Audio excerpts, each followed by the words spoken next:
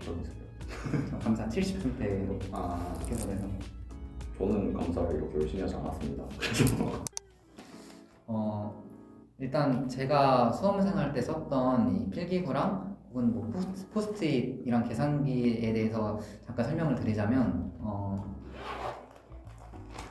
저는 1차 때는 사실 볼펜을 굳이 쓰지 않아도 됐었기 때문에 저는 이 연필을 주로 활용을 했습니다. 이거 그냥 제일 시중에서 흔한 연필로 공부를 했었고 2차 때가 사실 궁금해 하시는 분들이 많을 텐데 워낙 볼펜이 많다 보니까 어떤 볼펜을 써야 되는지 사람들 사이에서도 의견이 많이 갈리더라고요.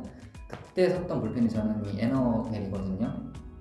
그냥 에너겔 0.5 치면 바로 나오는 볼펜이라서 저는 이 통은 유지를 하고 심만 따로 사서 리필해서 쓰는 방식으로 활용을 했습니다. 이게 아무래도 쓰던 볼펜이 약간 필기감이라고 해야 되나? 그런 게 저는 익숙한 게 좋았기 때문에 리필 심만 활용을 했고 마지막으로 제가 가장 많이 썼던 필기 도구 중 하나가 이 고체 형광펜이거든요.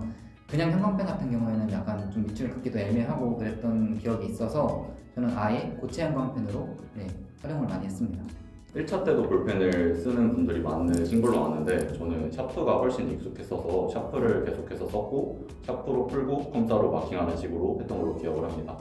2차 때는 저는 좀 특이했던 것 같은데 좀 빌려보자면 저도 에너겔 심을 썼었는데 저는 좀 괴상하게 했던 게 제트스트림 에너겔이라는 좀 제트스트림인데 여기 이 부분 잡는 부분이 젤리로 된 펜이 있었던 걸로 기억을 해요. 그래서 그 펜에 에너겔 심을 사용했는데 그 제트스트림 에너겔이라는 펜이 좀 무거웠습니다. 그래가지고 이 볼펜 뚜껑 부분이 조금 무거워가지고 이 볼펜 뚜껑 부분만 다른 원래 제트스트림으로 바꿔 써가지고 개조해서 썼던 기억이 있습니다.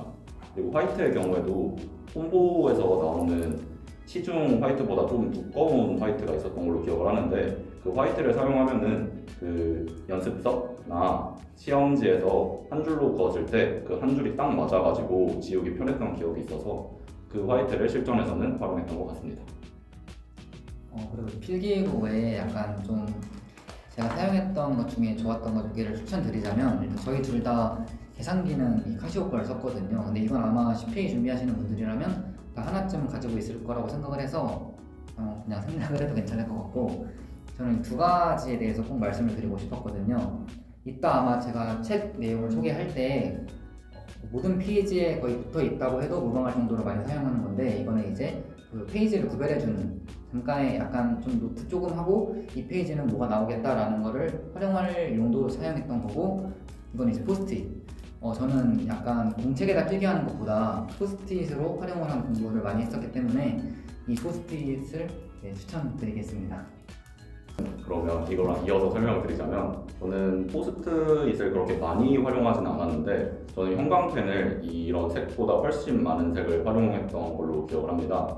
그래가지고 이따 책에서 보여드리겠지만 이렇게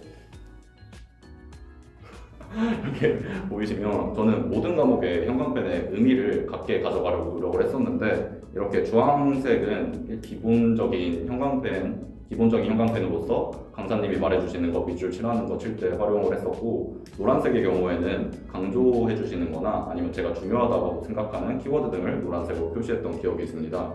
그리고 이제 이런 단거나 한 후에 여러 번 봐야 하는 과목들은 노란색이랑 주황색이 옅기 때문에 이 위에 조금 더 진한 색을 칠하면서 중요도를 표시하는 용도로 활용을 했었고 나중에 가서는 이렇게 빨간색 펜이나 별표 등을 활용해가지고 중요도를 계속해서 활용하려고 했던 것 같습니다.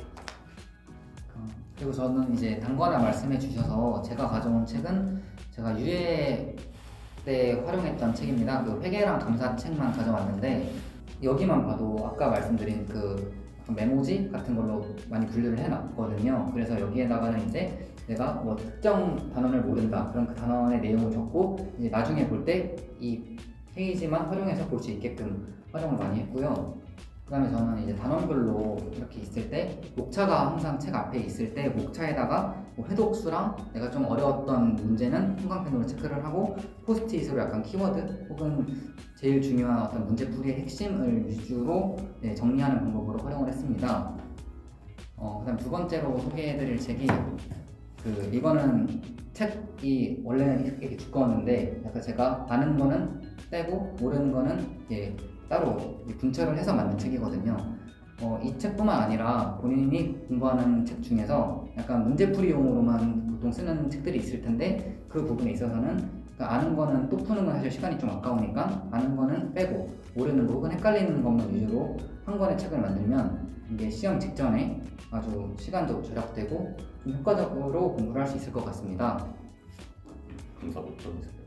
저 감사 70점대로 아, 합격을 해서 저는 감사를 이렇게 열심히 하지 않았습니다. 그래서 제가 감사 공부한 걸 보여드리자면 저는 감사 공부한 게 이게 답니다. 그래가지고 감사 공부한 게 이게 다여서 저는 여기에 단권화를 하려고 했는데 이걸 보니까 제게 좀 초라해지긴 한데 저는 이렇게 앞글자 딸 수 있는 거 앞글자 땄고 방금 말씀드렸듯이 형광펜으로 중요한 것들 땄고 이제 시험 직전에도 봐야 되는 거 있어서 시험 직전에 볼 것들 좀 표시해 놓는 거였고 감사를 이 정도만 외워도 합격할 수 있다 하는 거 말씀드리겠습니다. 그 다음에 마지막으로 말씀을 드리고 싶은 게 이게 앞글자 딴 거를 공부하는 방법이었거든요.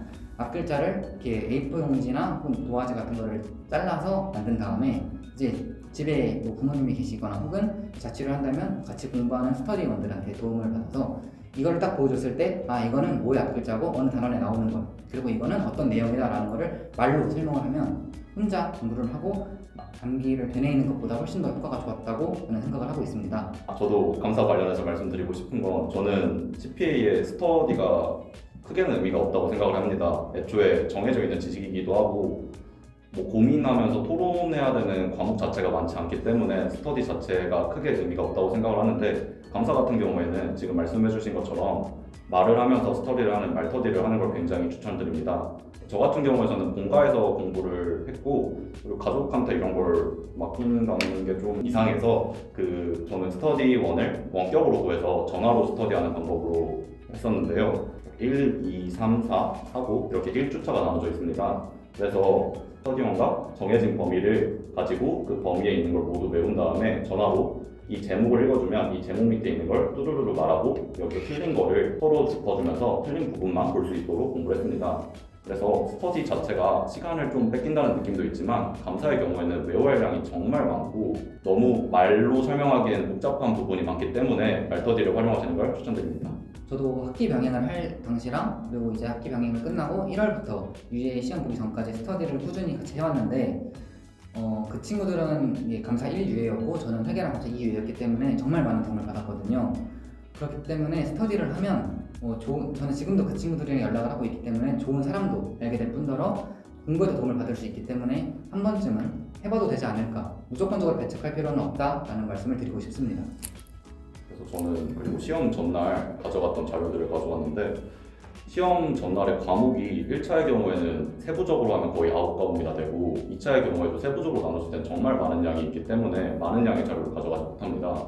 그래서 저는 과목별로 거의 이 정도 분량의 파일을 만들어서 이 파일에 정리하는 식으로 단권화를 해갔었고 세법의 경우에는 이렇게 단원별로 모르는 걸 다 이렇게 집어넣는 식으로 했었고 경영학도 암기 과목이니까 비슷한 식으로 했었습니다.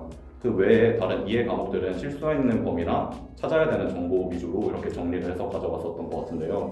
그래서 이렇게 단권을 하면 시험장에서의 도움도 되지만 시험 전주랑 시험 전전주에는 뭔가 새로운 걸 공부하기도 힘들고 그리고 그렇다고 이미 알고 있는 걸 보면 이미 알고 있기 때문에 공부에 흥미가 안 생기기 때문에 이렇게 단권화하는 작업을 하면서 시험 전날에는 이 자료만 보고 들어가고 시험 당일날에는 이 자료에서 강조한 부분만 보는 식으로 준비를 해간다면 시험장에 들어가는 훌륭한 준비가 될 거라고 생각합니다.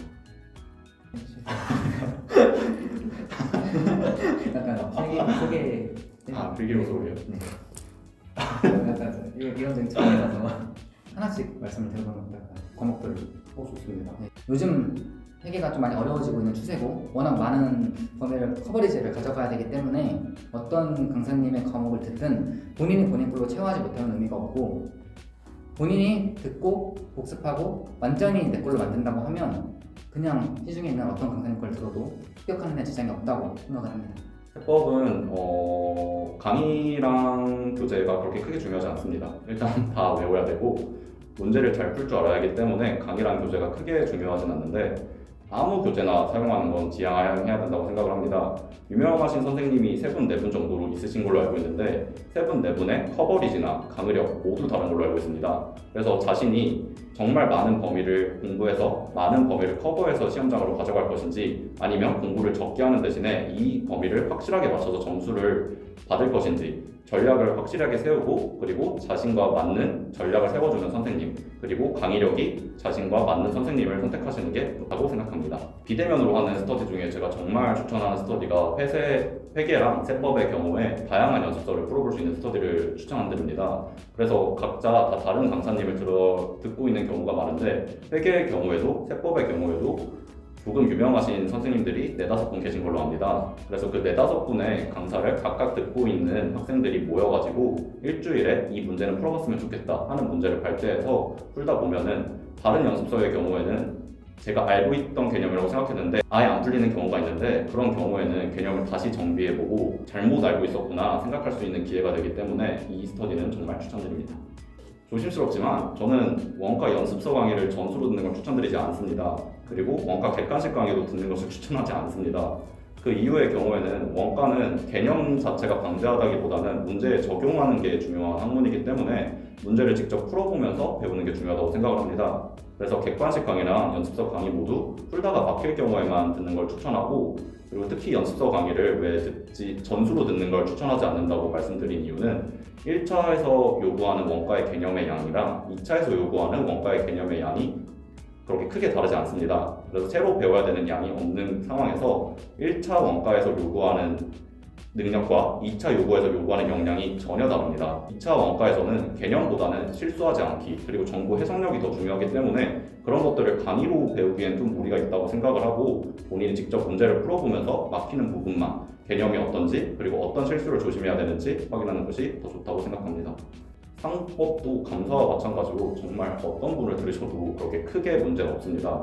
애초에 시험 과목 자체가 법 조문을 기반으로 나오고 법 조문을 바꿔서 보기가 출제되는 방식이기 때문에 가르치는 방식의 차이가 있을 수는 있어도 가르치는 내용에는 큰 차이가 없다고 생각을 합니다. 저도 그 길을 먼저 걸어봤던 사람으로서 이 오랜 시간 동안 준비하는 게 굉장히 외롭고 지치고 힘들다는 걸 누구보다 잘 알고 있습니다.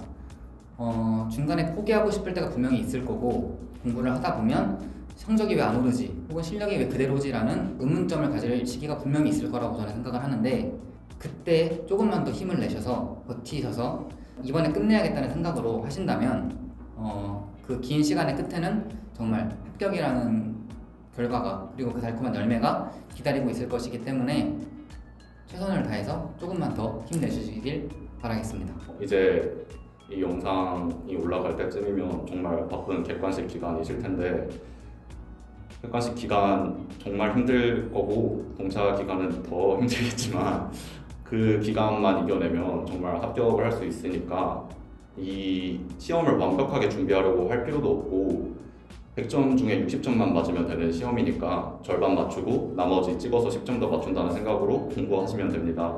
그래서 너무 불안해하지도 않았으면 좋겠고 너무 컨디션 관리나 너무 완벽한 결과물을 얻어내려고 하지 말고 그냥 오늘 할 일에만 집중을 해서 매일매일 견뎌내시다 보면 좋은 결과가 올 거라고 생각합니다.